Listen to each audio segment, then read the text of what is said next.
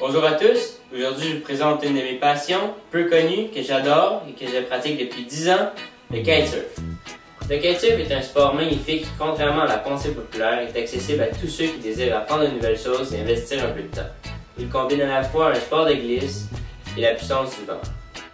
On peut le pratiquer quasiment 365 jours par année puisqu'il se pratique autant sur l'eau,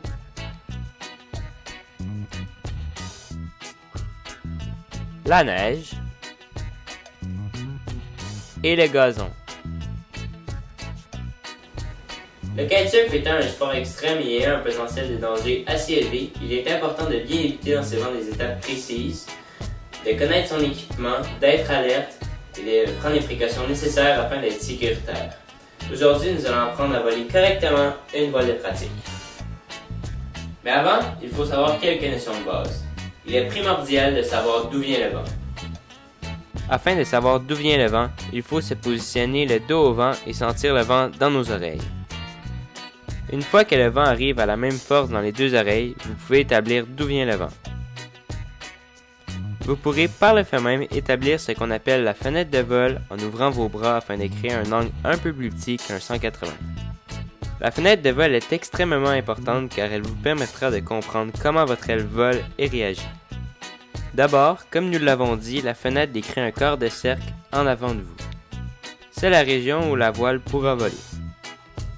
La fenêtre de vol se divise en plusieurs zones de puissance où, vous l'aurez deviné, la force du vent varie. Tout en haut de la fenêtre est située une zone qu'on appelle communément zénith. C'est la région où la voile est stable et où elle a le moins de puissance. Ensuite, il y a les bords de fenêtre où la voile est très peu stable et où le kitesurfer évite le plus possible. La dernière zone est la zone droit devant vous, en plein centre de la fenêtre de vol. Dans cette zone, le vent est à son maximum et la voile à sa puissance maximale. Pour débuter, il faut éviter le plus possible cette zone.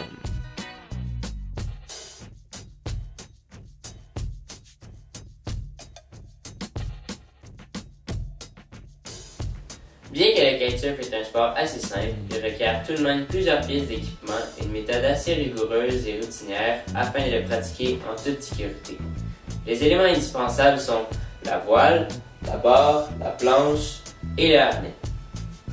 Il existe deux types de voile ou kite, soit la voile à caisson et la voile à boudin. La voile à caisson se gonfle d'air par elle-même, alors que la voile à boudin, comme celle-ci, doit être gonflée avant la mise à l'eau. Nous verrons comment dans la section préparation à l'équipement. Contrairement à un cerf-volant régulier, la voile de kitesurf est très manœuvrable et répondra à vos moindres faits et gestes grâce à la barre qui est entre vos mains. Les grandeurs de voile se mesurent en surface, donc en mètres carrés. Les voiles varient entre 1 et 25 mètres carrés. La plus grande partie gonflable du cerf-volant s'appelle le bord d'attaque, comme juste ici en blanc. Aujourd'hui, nous allons apprendre à voler une voile de pratique de 2,5 mètres carrés à 2 cordes. La barre est reliée au harnais et à la voile par 2 ou 4 cordes. Pour une voile de pratique, le système à 2 cordes est souvent priorisé puisqu'il est plus simple et plus facile de compréhension pour le commun des mortels. Pour un système à 4 cordes, il requiert une compréhension plus approfondie et des systèmes de largage additionnels. Le choix de la planche est très peu important au départ puisque vous devez d'abord contrôler votre environnement et la voile avant même de penser vous acheter une planche. Sachez seulement qu'il existe plusieurs types de planches. Nous allons donc nous concentrer, comme dit précédemment, sur les principes de base. Dans notre cas, nous n'aurons pas besoin d'harnais puisque la puissance d'un cerf-volant de pratique n'est pas assez grande. De plus, nous avons seulement besoin d'un harnais dans un système à 4 cordes.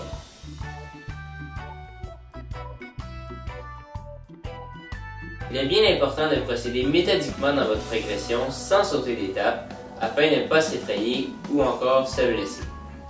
La première étape est de s'informer comme vous le faites si bien en regardant cette vidéo. La deuxième étape est de commencer à piloter une voile de pratique afin de comprendre la fenêtre de vol et les mouvements de la voile. Une fois que vous avez compris le fonctionnement, il faut essayer de décrire des 8 avec le kite. Cette technique sera utilisée dans les prochaines étapes. La quatrième étape est de voler une voile standard dans l'eau, de comprendre sa puissance et d'essayer les systèmes de largage en plein vol. Une fois à l'aise avec la quatrième étape il faut se laisser tracter par la voile dans l'eau, de gauche à droite, en envoyant la voile de chaque bord de la fenêtre doucement. Une fois à l'aise, on peut décrire des 8 comme vous l'avez appris précédemment.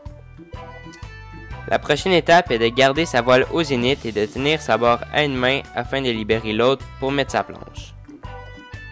Une fois la planche mise, il faut exécuter les mouvements de gauche à droite et de droite à gauche comme appris précédemment afin d'essayer de sortir de l'eau et partir. Une fois que vous serez capable de partir, il faudra apprendre à diriger sa planche dans la bonne direction afin de monter au vent. Dans la vidéo aujourd'hui, nous allons seulement couvrir les 3 premières étapes, soit comment être sécuritaire et comment voler une voile de pratique.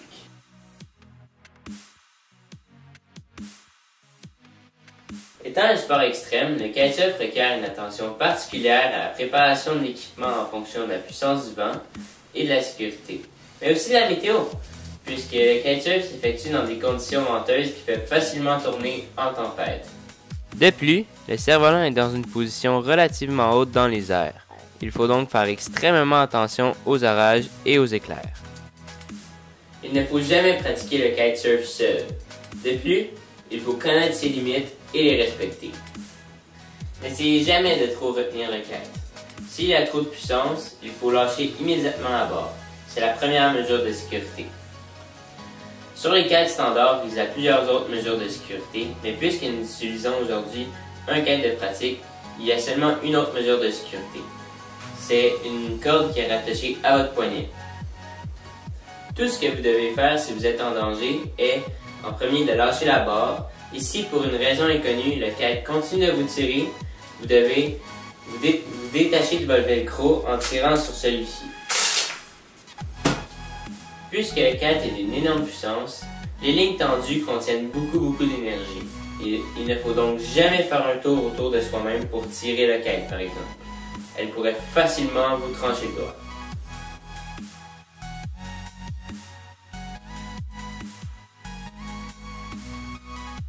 Arrivé sur les lieux, vous allez devoir évaluer la force du vent, soit avec votre expérience antérieure ou encore à l'aide d'un anémomètre. C'est un outil qui sert à mesurer la force du vent, souvent en nœuds. Dans notre cas, pour être en mesure de voler la voile de pratique, il faut seulement être dans un vent aux alentours de 10 nœuds, ce qui équivaut à 19 km/h. Ici, nous avons un vent de 3,2-3,3 nœuds. Il faut premièrement sortir la barre, la voile et la pompe du sac.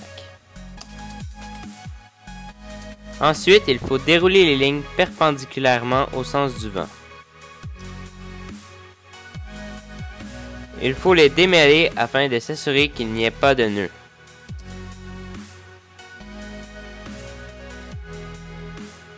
La prochaine étape est de gonfler la voile avec la pompe en se positionnant dos au vent et, si possible, être assisté de quelqu'un pour tenir la voile. Il faut mettre suffisamment d'air dans les caissons, sinon la voile pliera sous la force du vent.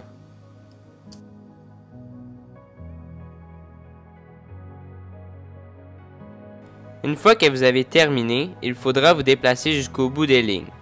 La bonne façon de se déplacer avec une voile est de toujours rester dos au vent en tenant la voile à une main au centre du bord d'attaque de la voile.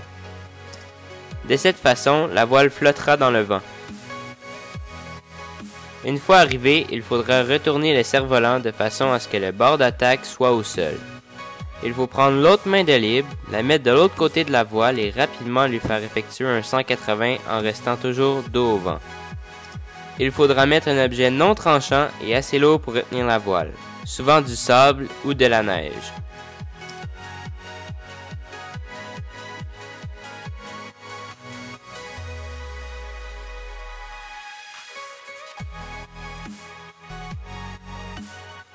Ensuite, il faut attacher les lignes au cerf-volant. Vous devrez associer les couleurs ensemble. À chaque extrémité, vous aurez des nœuds et à l'autre, vous aurez une boucle. La bonne façon est de rentrer la boucle sur la ligne afin de créer une deuxième boucle et d'ensuite rentrer le nœud dans cette deuxième boucle que vous venez juste de créer.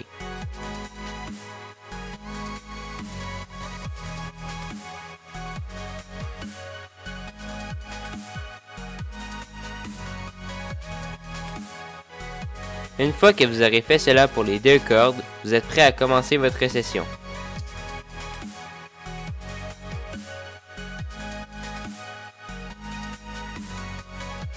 À la fin de votre session, il sera très important de rincer et sécher tout votre équipement s'il a été dans l'eau. Ensuite, il faudra rouler les lignes en formant des 8 autour de la barre.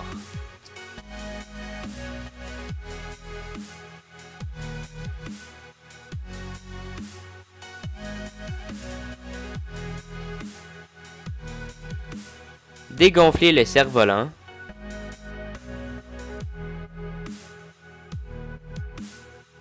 Et finalement, le rouler.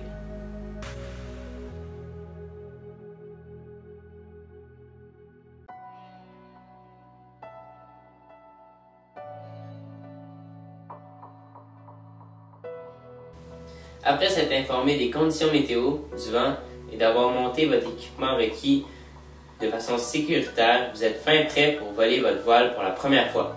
Enfin presque. Il faut savoir tout d'abord que la voile est toujours en mouvement. En fait, elle est toujours en train d'avancer. Elle avance toujours avec le bord d'attaque en avant. Pour diriger la voile, il vous faudra manœuvrer la barre en tirant d'un côté à la fois, les bras bien tendus. Bien que ce mouvement ne soit pas naturel au départ, il vous faudra l'accepter et le comprendre puisqu'aucun autre mouvement ne fonctionne. Si vous tirez sur le côté rouge qui est toujours à gauche, la voile ira du côté gauche. Si vous tirez du côté qui est de l'autre couleur, ici le vert, qui est le droit, la voile ira du côté droit. Une fois que vous êtes prêt et que vous avez votre sécurité à votre poignet gauche, vous pouvez prendre la barre dans vos mains et attendre.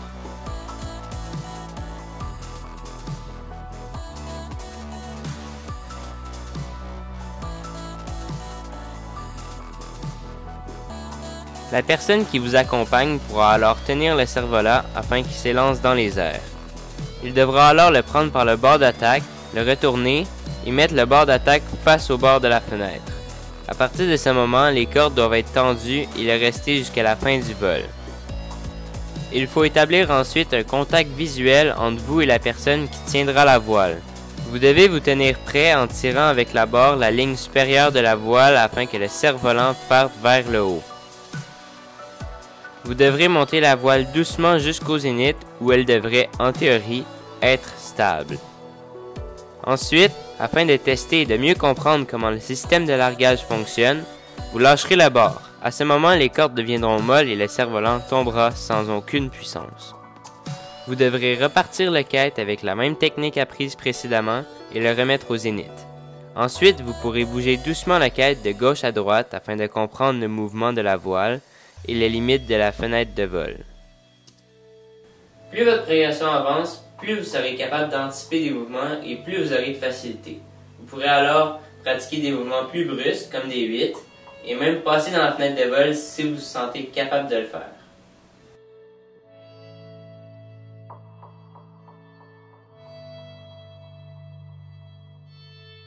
Avec un peu de pratique, le kitesurf est un sport qui vous fera vivre des sensations hors du commun et vous ne serez plus jamais capable de vous en départir.